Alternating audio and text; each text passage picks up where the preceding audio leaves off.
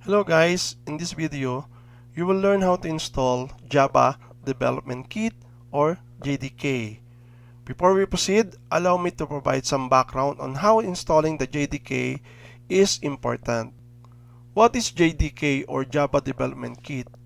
The Java Development Kit is a software package provided by Oracle Corporation that contains all the tools needed to develop, compile, debug, and run Java application. The JDK includes the following. Letter A, JRE or Java Runtime Environment with JVM or Java Virtual Machine. Letter B, Compiler or JAVAC. Letter C, Java Tools and Utilities. And letter D, APIs and Libraries. Before we can use any Java IDE like NetBeans, Eclipse, and IntelliJ and VS Code, to compile and run the Java program, we need to install the Java Development Kit.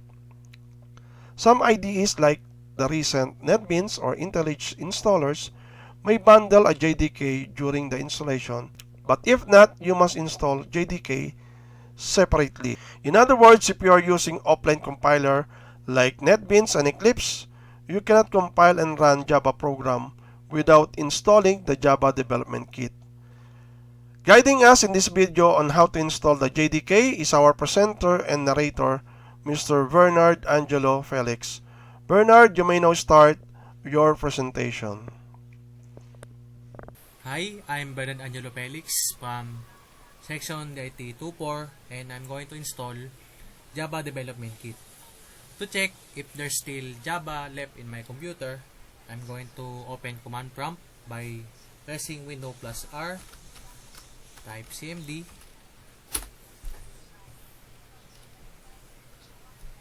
going to type java-version. Java is not recognized, and its compiler javac.version also not recognized.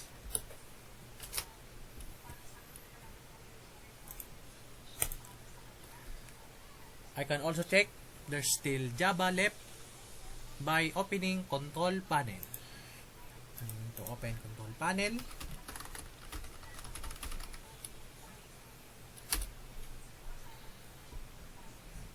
Programs and features.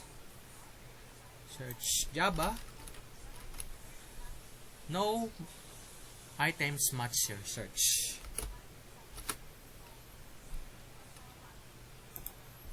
So to install Java JDK, I'm going to open Chrome browser. So I open Chrome and type Java JDK download. Click this Oracle website. And these are installers for different operating systems, and I will choose 64 installer for Windows and click this download link. Installation begin.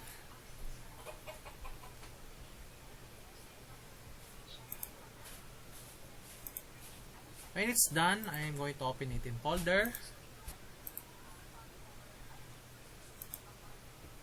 and run it as administrator.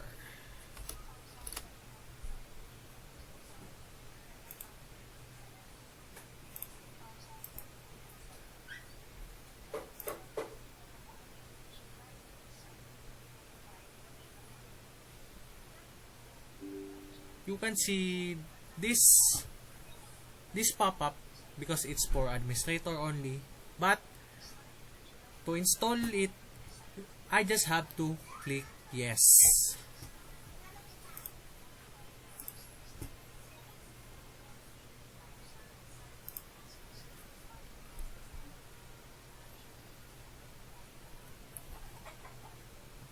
Java JDK setup.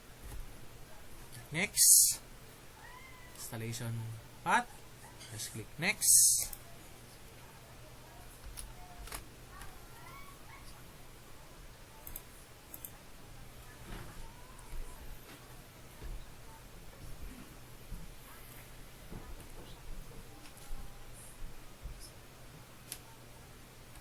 Then successfully installed.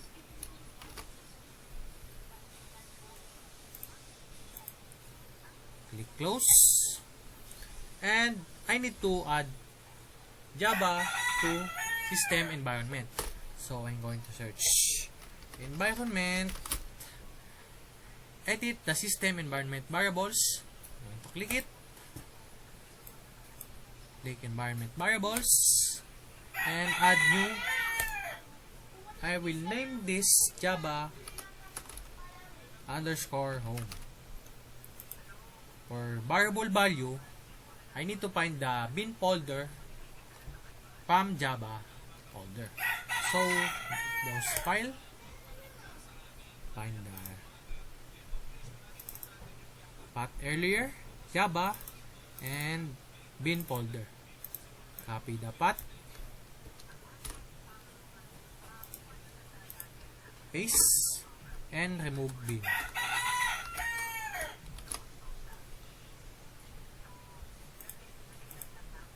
Okay, now it's here. And also we need to add Java here. Path, click, add new, percent sign, Java underscore home, percent sign, backslash bin, then click OK. Move this up.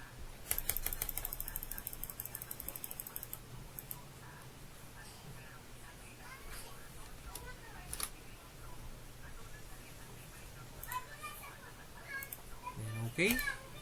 Okay. And to see if I successfully install Java, I will open command prompt again.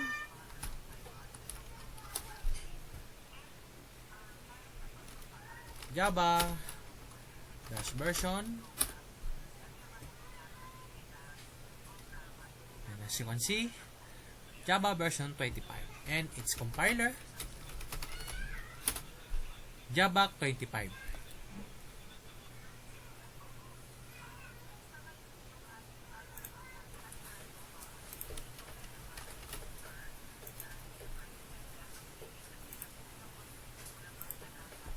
So, to check if it can run a program, I'm going to create one in Notepad.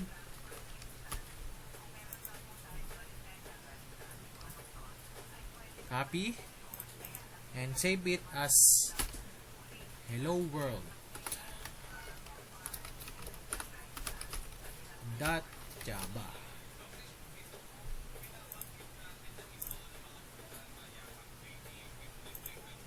There we go. To compile this, I'm going to check the properties, copy the location, and compile it on command prompt.